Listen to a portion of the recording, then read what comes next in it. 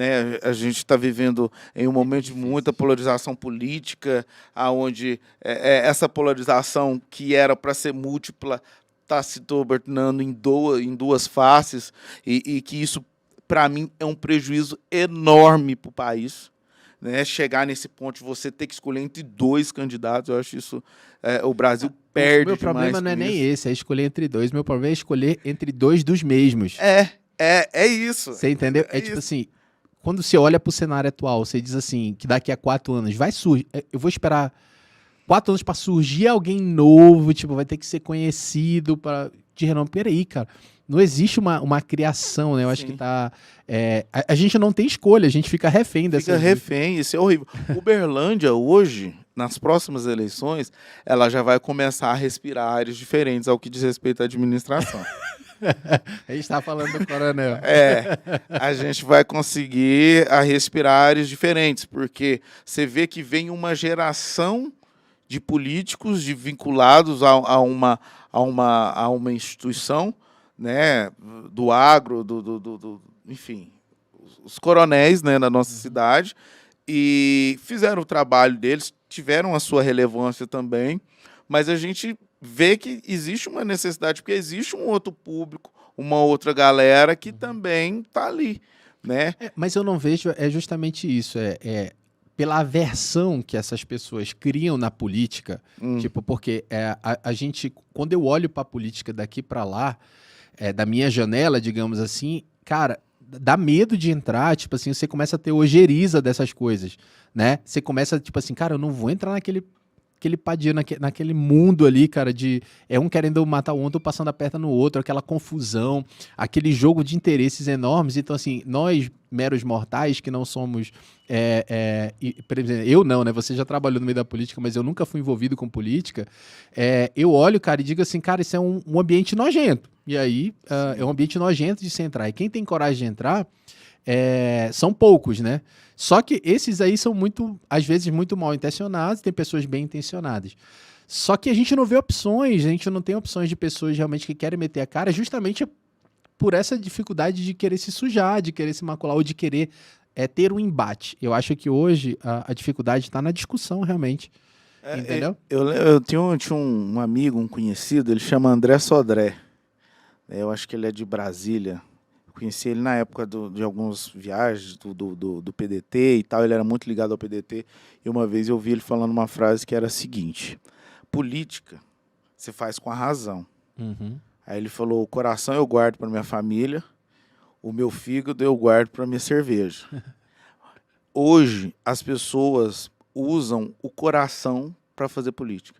Então, onde você vê famílias brigando por conta de política, você vê pessoas terminando o relacionamento, pessoas super intolerantes, e isso dos dois lados. Né? Eu não estou falando que é do lado A, do lado B, dos dois lados, assim, de todos os lados, vamos dizer assim. Nós estamos falando hoje, presidencialmente, a gente está falando de dois. Então, as pessoas elas não estão mais raciocinando. Entendi. Algumas, na sua maioria, não estão raciocinando, porque, Tiago, eu posso sentar nessa mesa aqui e você pode falar da sua opinião política com respeito, sem ser ofensivo, e eu continuar sentado na mesa com você, discordando e numa boa, sendo respeitoso, discordando e numa boa. Mas são poucos que hoje têm essa consciência. Então eu fico vendo, antes eu tinha uma opção, eu vendo a terceira via. Mas existe uns testemunhos de Bolsonaro, cara, que tipo, você fala a sua opinião, eles querem te convencer que a opinião deles que é certa. Fala, mano... Mas tem do outro lado também, né? Tipo, dos dois lados. Mas é que não te falei, dos dois lados. Mas como normalmente, quando eu chegava para falar que eu estava nessa terceira via, a maioria dos que tentaram me converter foram os que estavam apoiando o atual governo. E nesse atual governo, eu não me identifico com esse atual governo. Não me identifico. Então, eu votaria em qualquer um, menos nesse atual governo. Assim foi nas eleições passadas. Nas eleições passadas, eu tomei essa decisão e continuo tomando essa decisão. Eu acho que a votação, Faninho, é algo, por exemplo, ao meu ver, é mais ideológico. É aquilo que eu te falei, é racional.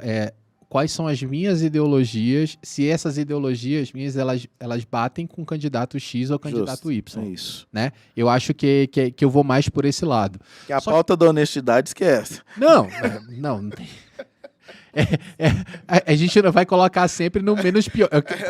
Os que cometeram menos crimes, né? Os que não tem pra onde correr, né? Isso aí. Eu sei que ninguém é santo ali, mas é um ambiente, cara, é um ambiente que tá impregnado, né, de todos os locais. É bem Tropa de Elite mesmo, aquele jogo de interesses ali que a gente vê nos filmes. Sim. Então, a minha dificuldade só hoje de votar é de acordo com a ideologia.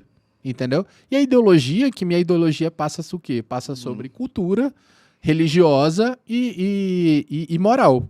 Para mim, eu acho que minha ideologia é montada por esses 3 pilares, né? Religioso, moral, familiar. Então, assim, onde é que eu estou inserido? E eu acho que a dificuldade da gente votar bem hoje é porque, igual você falou, um candidato que você vai votar, ele defende uma pauta. Ele está voltado ali, por exemplo, vamos falar de uma bancada ali que está defendendo o agro. O cara só sabe fazer isso, tipo assim, ele está ali só para fazer isso, só para defender o agro. E aí toda vez que eu vou discutir sobre política, eu falo para as pessoas, e aí os bolsonaristas e os lulistas aí, que eu tenho amigos meus que têm tatuado no peito o símbolo do comunismo, do socialismo ali, né? Loucura. E tem a outra galera aí, eu vi aqui essa semana, a galera tatuou o Bolsonaro na testa, tu viu? Isso aí saiu ontem. O moleque tatuou o Bolsonaro na testa, velho. Então, assim, eu falo assim, cara, eu faço questão de escutar os debates políticos e toda vez que eu tenho a oportunidade de ver o outro lado, eu assisto. Mas tem gente que tem dificuldade de ver isso. Eu assisto para poder formar uma ideia do que é certo e do que é errado, porque eu vejo que tanto na direita eu tenho coisas boas e tenho coisas muito ruins, e na esquerda eu tenho coisas boas, mas eu tenho coisas muito ruins também. Então, o problema é esse, parece que o Brasil está dividido, e todo mundo que quer proteger a você e a sua classe, a sua minoria, o seu estado, quer proteger ali e não pensa não tem esse senso do todo, né? Eu acho que é mais por isso aí que a gente tem essa dificuldade de voto hoje em dia. E você vê nos próprios debates realizados, acho que teve 1 ou 2 debates realizados, você vê que eles gastam mais tempo ofendendo ou trazendo aquilo que o outro fez do que se apresentando enquanto candidato. Porque se apresentar como candidato não, como se diz, não vende, pode-se dizer assim. E eu vou te falar, essa semana ainda tem muita coisa para rolar ainda. Então, cara, nós estamos a prestes, né? Não sei quando é que você está vendo esse podcast, mas a gente está aqui alguns dias do dia 2 de outubro, então, assim, vão ser dias difíceis aí, eu acho que vai ter muita sujeira. Vai tirar muita coisa muita do bosta tapete jogada no ventilador ainda, né? Que a galera vai por tudo ou nada agora, né? E aí, você vê nesses debates esse tipo de situação e automaticamente isso reflete nos adoradores, porque tem aquela galera que das duas partes que são os adoradores, que vai tentar te convencer, te converter, te levar, não sei o que tem, usar os argumentos deles. Então, assim, é importante você que está aí nos assistindo, nos ouvindo, você ter uma consciência daquilo que você quer. Tá certo que o ambiente que você vive, ele vai te influenciar, mas deixe que ele influencie na sua formação de decisão, não na sua opinião final. Então, deixe que o ambiente, que os lugares, que as pesquisas que você fizer sobre qualquer candidato, sobre qualquer coisa, ela te ajuda a formar a opinião, não tomar decisão. Porque quando você forma opinião, você vai ouvindo aqui, você vai ouvindo dali, vai ouvindo de cá, e aí você vai criando a sua opinião. Agora, quando alguém fala, fulano falou isso, eu vi, esse negócio de ouvir, o que tem de fake news nas redes sociais? Não, cara, tá muito difícil, tal, né? De ouvir. Eu virei meio que um detetive de fake news. Eu tenho alguns grupos, né, aqui, que são grupos de outros outros nichos de outras conversas, mas a política é assunto de pauta diária, né? Os caras conversam aí sobre esses assuntos diários. E aí, eu sou o chato do grupo às vezes, porque uma vez eu vi o cara postou a foto tinha do PCC, aquele pessoal que tava fazendo a rebelião lá sei lá, num dos presídios do Rio de Janeiro. E aí tinha uma faixa lá, tipo, PCC não sei o quê, e aí o cara teve a coragem de apagar no Paint uma faixa, no Paint, bruxa, no Windows. E aí botou assim, Alexandre, ele botou na canetinha do Paint, assim, Alexandre de Moraes no STF. Aí eu falei assim, cara, isso aí até meu filho faz isso aí. Aí os caras, tipo assim, divulgando, o cara não tem um senso de olhar pra uma foto e ver que a foto foi montada. Eu falei, pelo amor de Deus, aí sabe o que eu faço? Eu pego a foto original, vou lá e gasto meu tempo precioso. Vou lá, cara, isso aí é fake news. Para de mandar essas merda, cara. Tipo assim, olha o que você tá fazendo. Tipo assim, a foto real é essa aqui. Aí os caras, desculpa, mas o Alexandre de Moraes, não sei o que mesmo. Eu falei, porra, velho, mas quer dizer que você pode espalhar fake news em nome de uma coisa maior? Não, cara, não existe isso. E aí teve um debate muito bacana que esses dias aconteceu comigo, que eu falei que eu não tinha senador pra votar. E a galera diz assim, não, mas você tem que votar. Eu falei assim, cara, eu não vou votar. Eu não tenho. Porque o presidente ou porque fulano de tal tá apoiando lá fulano lá. E eu não vou falar o nome das pessoas aqui, até pra não dar coro pra essa galera. Sim. Mas eu falei assim, cara, eu não voto. Não é porque o presidente tá falando que eu vou votar nesse cara. Não, mas aí ele vai estar lá do lado. Eu falei, cara, eu não acredito nesse caboclo, cara. Eu olho pra cara dele, eu vejo que ele não tem a menor estrutura educacional pra estar num Senado Federal pra redigir uma lei. Então, assim, o voto nulo é constitucional. É só a forma de dizer não é porque tem o menos pior que eu vou votar. Eu penso muito desse jeito. O que tu pensa a respeito? Então, eu nas eleições passadas, no segundo turno, eu anulei o meu voto. E foi uma coisa que eu nunca tinha feito.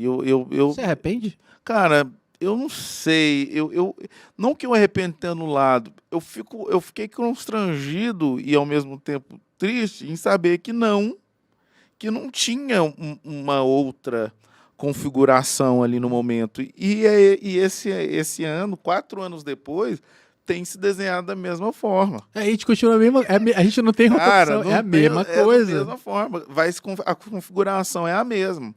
E aí, esse ano, eu tomei uma posição diferente. Falei, mano, eu não acredito, Paladino, sinceramente falando. A gente tá entrando na política. Esse negócio aqui. A gente ia falar de outra coisa, ela vai a gente entrar na política, velho, vai começar a discussão. Cara,